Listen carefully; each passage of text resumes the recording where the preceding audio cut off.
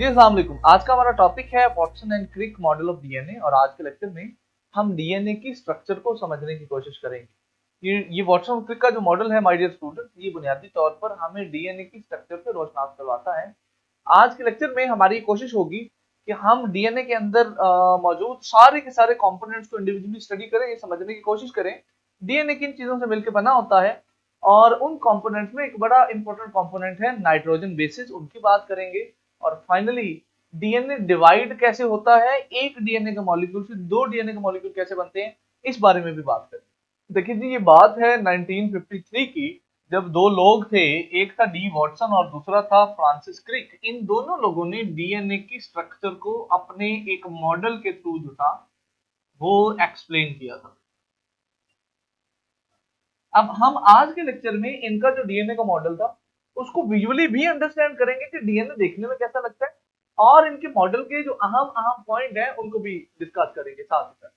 तो वॉटसन और क्रिक ने 1953 में ये कहा बेटा कि जो डीएनए है ना, ये एक ऐसा मॉलिक्यूल है, it is a molecule that consist of two polynucleotide chain. ये एक ऐसा मॉलिक्यूल है बुनियादी तौर पे जो दो पॉलीन्यूक्लियोटाइड चेन से मिलकर बना हो। और ये जो पॉलीन्यूक्लियोटाइड चेन हैं, ये बुनियादी तौर पे डबल हेलिक्स है, ये हेलिकल फॉर्म में है। अच्छा, अब हेलिक्स का भी क्या मतलब है सुन लीजिए जरा। देखिए, पहले तो इस टर्म को डिस्कस करेंगे कि पॉलीन्यूक्लियोटाइड चेन का क्या मतलब है। देखिए बेटा, पॉली का मतलब होता है मैनी, एक से ज्यादा, और न्यूक्लियोटाइड बुनियादी तौर पे एक बायोमॉलिक्यूल। सो ये डीएनए एक ऐसा मॉलिक्यूल है, यहां तक जो बात हमें समझ आई, दो जो न्यूक्लियोटाइड्स की दो चेन से मिलकर बना होता है। और ये जो चेन होती हैं, इन्होंने एक हेलिक्स सी बनाई होती है। अब बात को समझिएगा कि हेलिक्स क्या मतलब है। देखिए, ये जो दोनों चेन है ये ऐसे भी मौजूद हो सकती है, यानी एक न्यूक्लियोटाइड की चेन ये हो और एक न्यूक्लियोटाइड की जो चेन है वो ये हो। अब अगर ये दोनों चेन्स ऐसे मौजूद होंगी ना, तो हम इनको कहते हैं ये पैरेलल चेन्स है, ये स्ट्रेट चेन है ना, राइट। अच्छा, बट ये चेन्स ऐसे मौजूद नहीं होती, रादर ये चेन्स जो हैं ऐसे मौजूद होती हैं। ये एक डीएनए के न्यूक्लियो पॉलीन्यूक्लियोटाइड की चेन और ये दूसरी डीएनए के पॉलीन्यूक्लियोटाइड की चेन। अब ये जो स्ट्रक्चर बनती है हमारे पास इस तरह की, हम इसको कहते हैं डबल हेलिक्स। तो जो डीएनए का मॉलिक्यूल है उसके ओवरऑल स्ट्रक्चर मेरा बेटा डबल हेलिक्स होती है। और वो जो डबल हेलिक्स स्ट्रक्चर है उसके अंदर दो चेन्स मौजूद होती हैं, जो पॉलीन्यूक्लियोटाइड चेन जो जो पॉलीन्यूक्लियोटाइड होती है बुनियादी तौर पर। नाउ द क्वेश्चन इज कि ये जो दोनों चेन्स हैं ये एक दूसरे के साथ जुड़ी हुई लगती कैसे हैं, और क्या एक दूसरे के साथ कनेक्टेड भी होती हैं या नहीं होती। तो यहाँ पर अब आपको ये बुनियादी तौर पर डीएनए की ही दोनों इमेजेस, दोनों एनिमेशन नजर आ रही होंगी। ऊपर वाली जो है हमारे पास थोड़ी सी सिंपल है और नीचे वाली थोड़ी सी कॉम्प्लेक्स है।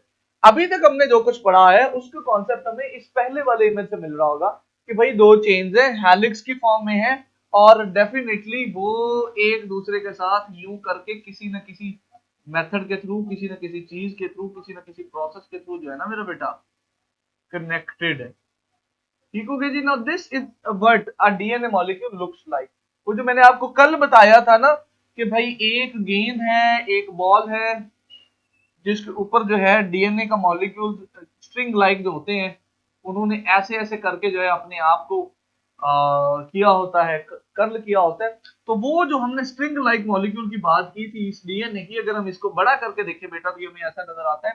3D में देखें तो हमें ये ऐसा नजर आता है। आगे चलते हैं जी, इसको थोड़ा और डिटेल में समझने की कोशिश करते हैं। हमारी आज कोशिश ये होनी है कि हम इस डायग्राम को समझने में कामयाब हो जाए। तो ये जो पॉलीन्यूक्लियोटाइड चेन है ना बेटा, अब मैं इंडिविजुअल चेन की बात करूंगा। हर एक पॉलीन्यूक्लियोटाइड चेन के अंदर बुनियादी तौर पे तीन चीजें होती हैं।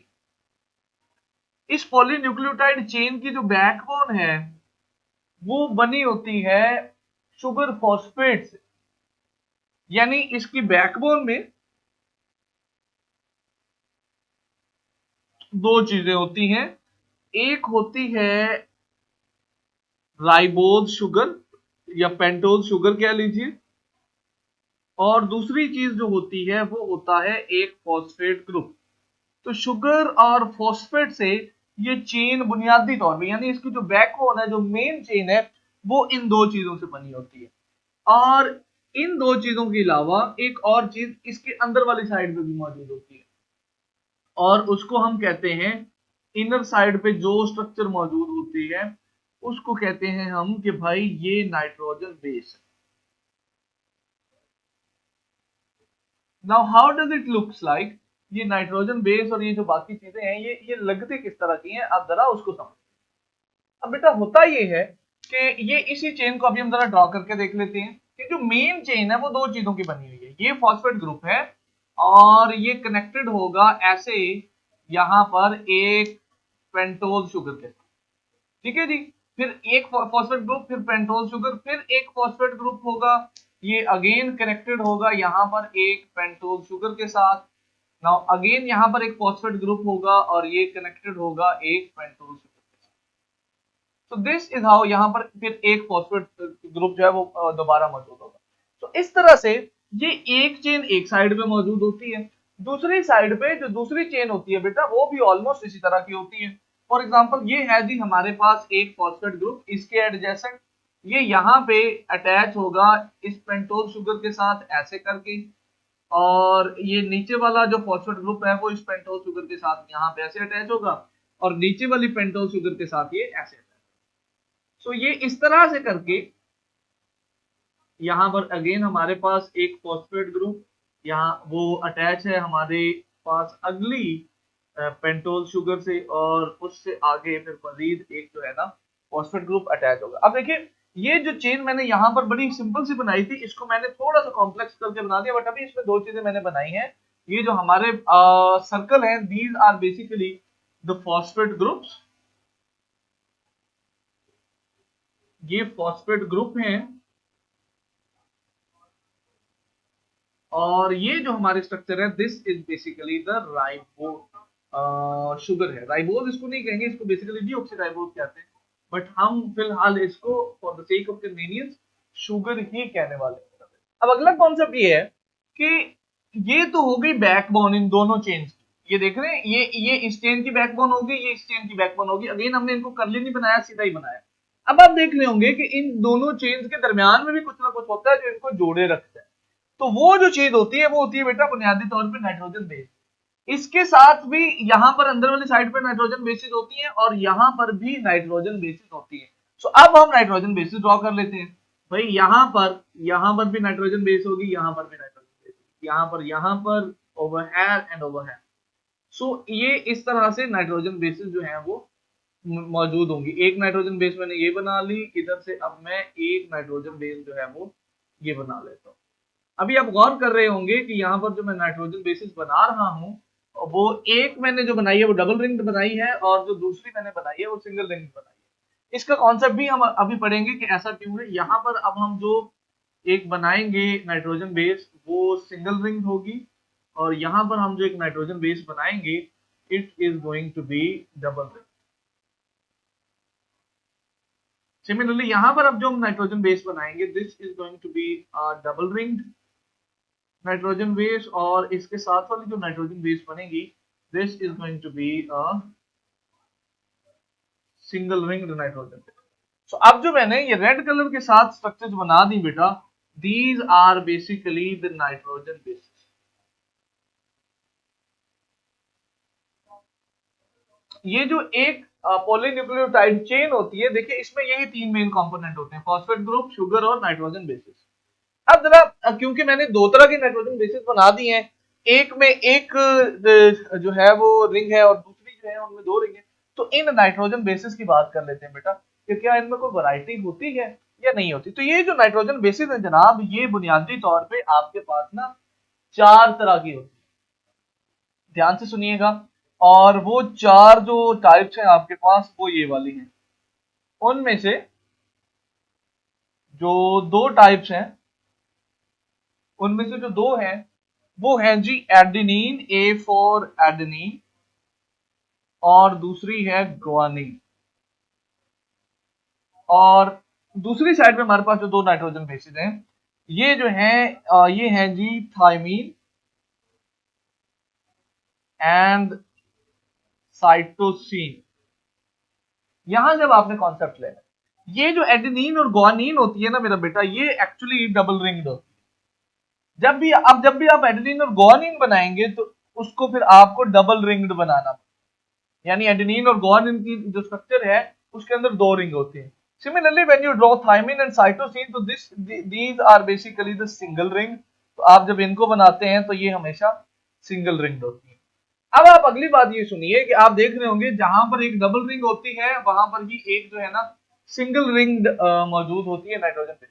देखिए एक्चुअली ना ये नाइट्रोजन बेसिस आपस में यहाँ पे ना अटैच होती है, एक दूसरे के साथ कनेक्टेड होती है। ये कनेक्टिविटी तब ऐसे ही बनेगी ना, ये वाली जो हमारे पास 3D स्ट्रक्चर हमें नजर आ रही है, अब इसके बाहर वाला कंपोनेंट तो हमने समझ लिया कि ठीक है बैकबोन इस चीज की और नाइट्रोजन बेसिस अंदर है, ये कनेक्टेड कैसे है एक दूसरे के साथ, ये भी पोर्शन रहता है। तो एक्चुअली ये नाइट्रोजन बेसिस जो है ना ये एक दूसरे के साथ कनेक्टेड भी होती है, और वो कनेक्टेड होती है हाइड्रोजन बॉन्ड्स के। अब उस स्टेप पे जाने से पहले ये समझना जरूरी है कि कौन सी नाइट्रोजन बेस किसके साथ कनेक्ट करेगी, क्या ये तय है या नहीं तय। ये बिल्कुल तय है जनाब। हमारे पास एक फॉर्मूला है दैट आई से एट जीसी। देखिए जरा, we have a formula AT GC. अच्छा, एट जीसी का मतलब ये है बेटा कि जो एडेनिन होती है ना वो हमेशा थाइमीन के सामने होगी। For example if I say that this is adenine, तो ये वाली जो नाइट्रोजन बेस है ये लाजमी तौर पे थाइमीन होनी चाहिए। और जहां पर ग्वानिन होती है, एडेनिन, इधर इधर से एक डबल रिंग एडेनिन और इधर से थाइमिन। सिमिलरली जहां पर ग्वानिन होगी लाजमी तौर पे उसके सामने वाली जो नाइट्रोजन बेस है साइटोसिन होगी। So if I am gonna say this is a guanine, तो ये लाजमी तौर पे साइटोसिन होगी। सिमिलरली आप कहें जी ये साइटोसिन है, तो फिर लाजमी तौर पे यहाँ पर जो है ना ग्वानिन। तो एक बात तो आपने ये अंडरस्टैंड करनी है कि जो नाइट्रोजन बेसिस दोनों चेन्स में मौजूद होती हैं आगे पीछे, they are basically similar to each other, they are actually complementary to each other. तो एडेनिन हमेशा थाइमिन के साथ एट जीसी आपने याद रखना है। अब अगली बात है कि ये जो नाइट्रोजन बेसिस है आपस में एक दूसरे के साथ जुड़ी कैसे होती है। फॉर एग्जांपल ये नाइट्रोजन बेसिस आपस में कनेक्टेड होती है, यहाँ पर ये नाइट्रोजन बेसिस आपस में कनेक्टेड होती है, ये भी ऐसे आपस में कनेक्टेड होती है। अच्छा, अब ये जो नाइट्रोजन बेसिस कनेक्टेड होती है बेटा, ये कनेक्टेड होती है with the help of special bonds जिनको हम कहते हैं हाइड्रोजन बॉन्ड। बुनियादी तौर पे इन नाइट्रोजन बेसिस के दरमियान हाइड्रोजन बॉन्ड बनते हैं जो इनको जोड़ के रखते हैं। अब गौर कीजिए, मैंने ऊपर दो हाइड्रोजन बॉन्ड बनाए हैं, नीचे तीन तीन बना दिए, ये क्या चक्कर है? ये भी एक चक्कर है, सुन लीजिए जरा। भाई जो एडेनिन और थाइमिन के दरमियान हाइड्रोजन हाइड्रोजन बॉन्ड बनते हैं वो हमेशा दो होते हैं, यानी जब एडेनिन और थाइमिन जुड़ती है तो हमेशा दो बॉन्ड बनते हैं।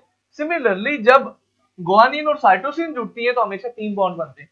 इसको भी याद रखने का तरीका है जो मैंने आपको बताया है एट जीसी, आप इसको कर ले AT GC23, AT GC23, AT GC23। Now this is how you people will be able to remember कि किस नाइट्रोजन बेस का किसके साथ जो है वो कनेक्शन बनता है और उसके जो हाइड्रोजन बॉन्ड है वो कितने होते हैं। तो आप याद रखेंगे एट GC23, आपको पता है G eight two GC3 adenine thymine के दरमियान दो हाइड्रोजन बॉन्ड बनते हैं, और ग्वानिन और साइटोसिन के दरमियान तीन हाइड्रोजन बॉन्ड बनते हैं। अगला कॉन्सेप्ट है बेटा हमारे पास replication of DNA, and this is also a very interesting concept I would से।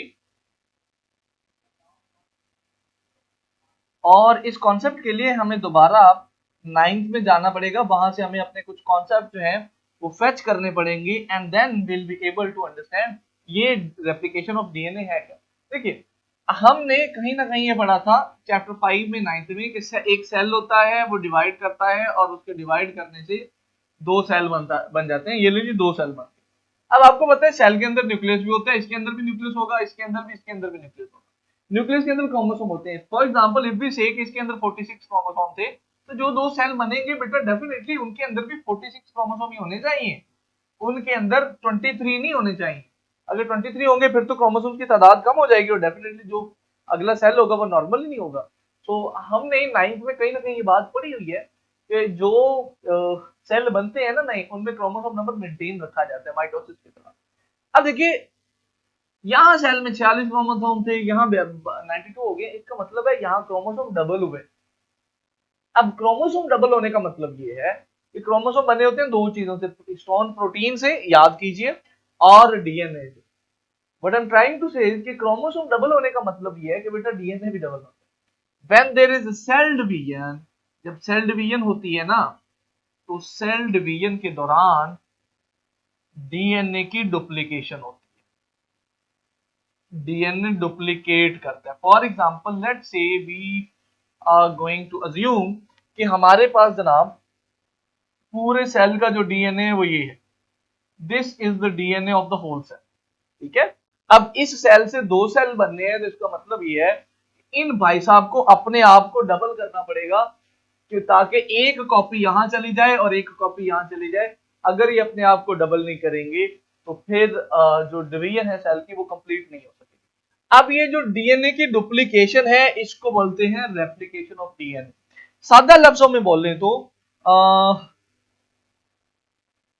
Formation of two copies of DNA, DNA की कॉपीज का बनना जो है, formation of copies of DNA, इसको मेरा बेटा हम कहते हैं रेप्लिकेशन ऑफ डीएनए। अब डेफिनेटली इसके कुछ ना कुछ स्टेप्स है, ऐसे तो नहीं है कि फौरन हो जाएगा। अब आइए जरा इसके स्टेप्स कौन कौन से समझने की कोशिश करें। देखिए अगर तो ये मॉलिक्यूल करली रहेगा तो इसके लिए हमें समझना बहुत मुश्किल हो जाएगा, इसको नहीं समझ सकेंगे। So what I am gonna do, मैं एक डीएनए मॉलिक्यूल ड्रॉ करने जा रहा हूं एक स्ट्रेट लाइन, एक स्ट्रेट चेन की सूरत में, लैडर शेप। तो ये हमारे पास एक डीएनए की चेन है, ये दूसरी चेन है, और हमें ये पता है कि नॉर्मल हालात में डीएनए की दोनों चेन आपस में एक दूसरे के साथ ऐसे करके कनेक्टेड होती हैं। ठीक हो गया जी, we got this point, right. अच्छा, अब जब डीएनए शुरू होता है, डीएनए की रेप्लिकेशन शुरू होती है, तो जो पहला स्टेप होता है वो ये होता है कि ये डीएनए की चेन आपस में से टूट जाती है। तो we say this is going to be the first step, strands of DNA separate. सबसे पहली चीज ये होती है कि ये जो डीएनए की दोनों स्ट्रैंड होती हैं, दोनों साइडें होती हैं, ये एक दूसरे से सेपरेट कर जाती है। सो हम यहां पर इस अगले स्टेप में this is where we are going to show कि ये दोनों सेपरेट होंगे। होगा क्या जी, ये हमने लैडर बना दी, दूसरी लैडर ये बना दी, इनके दरमियान ये थे हमारे कह लीजिए कि जो बॉन्ड्स थे वो थे। और अब यहाँ पर एप्लीकेशन स्टार्ट हुई है तो होगा क्या कि ये दोनों एक दूसरे से अलग अलग हो जाएंगे। मैंने इनके सारे बॉन्ड्स तोड़ दिए। Now this is what we say कि ये दोनों स्ट्रैंड जो दोनों चेन्स थी पॉलीन्यूक्लियोटाइड की एक दूसरे से होगी अलग अलग। अब यहाँ पे एक बड़ी इंटरेस्टिंग चीज होगी, ये जो प्रोसेस हो रहा है बेटा न्यूक्लियस के अंदर हो रहा है, और न्यूक्लियस के अंदर डीएनए के छोटे छोटे न्यूक्लियोटाइड पड़े होते हैं। हम यहाँ पे ब्लैक कलर से बना लेते हैं उनको। फॉर एग्जाम्पल कह लीजिए कि ये है जी आपके पास एक डीएनए का न्यूक्लियोटाइड, एक और डीएनए का न्यूक्लियोटाइड ये पड़ा है, एक और डीएनए का न्यूक्लियोटाइड ये पड़ा है। अब होगा क्या, ध्यान से समझिएगा, ये डीएनए की दोनों स्ट्रैंड्स इंडिविजुअली इंफरादी तौर पर ये स्ट्रैंड अपने साथ एक और स्ट्रैंड बनाएगी, और ये वाला जो हिस्सा डीएनए का अपने साथ एक और हिस्सा बनाएगा। कैसे बनाएगा, इधर देखिए, न्यूक्लियोटाइड डीएनए न्यूक्लियस में मौजूद होंगे पहले ही, और ये जो दोनों स्ट्रैंड्स हैं, एक स्ट्रैंड ये थी हमारे पास, एक ये थी बेटा। अच्छा, ये स्ट्रैंड जो है ये क्या करेगी, ये आधी तो पहले ही प्रिपेयर्ड है और ये वाली भी आधी तो पहले ही प्रिपेयर्ड। सो ये स्ट्रैंड्स करेंगे क्या, ये वाली चेन भी अपना आधा हिस्सा खुद बना लेगी दोबारा ऐसे करके, यानी अपना आधा हिस्सा खुद प्रिपेयर कर लेगी, और ये वाली स्ट्रैंड भी जो है ये भी अपना आधा हिस्सा ऐसे करके खुद प्रोड्यूस कर लेगी। एंड दिस इज हाउ यहां पर हमारे पास डीएनए की एक चेंज से दो चेंज बनते हैं। अब इस पूरे प्रोसेस को मेरा बच्चा हम कहते हैं कि this is the replication of DNA. देखिए यहां पे हुआ क्या, पहले स्ट्रैंड्स ऑफ डीएनए सेपरेट, और सेपरेट होने के बाद क्या करती है ये strands, each strand makes it's remaining part. Her strand का जो बाकी हिस्सा होता है वो उसको खुद जनरेट कर लेती है, उसको खुद बना लेती है। इस प्रोसेस को मेरा बच्चा कहते हैं डीएनए रेप्लिकेशन। तो आज के लेक्चर में हमने दो चीजों को एड्रेस किया। सबसे पहले तो हमने ये समझा कि डीएनए की स्ट्रक्चर कैसी होती है, हमने डीएनए के कंपोनेंट्स को अंडरस्टैंड किया, और in the second part of the lecture हमने ये समझने की कोशिश की कि डीएनए की जो डिवीजन है, डीएनए की जो रेप्लिकेशन है, जो सेल डिवीजन के लिए बड़ी जरूरी होती है, वो किस तरह से होती है। वो ऐसे होती है। अगर आपको कोई सवाल हो तो आप मुझसे पूछ सकते हैं। See you in the next class. Allah.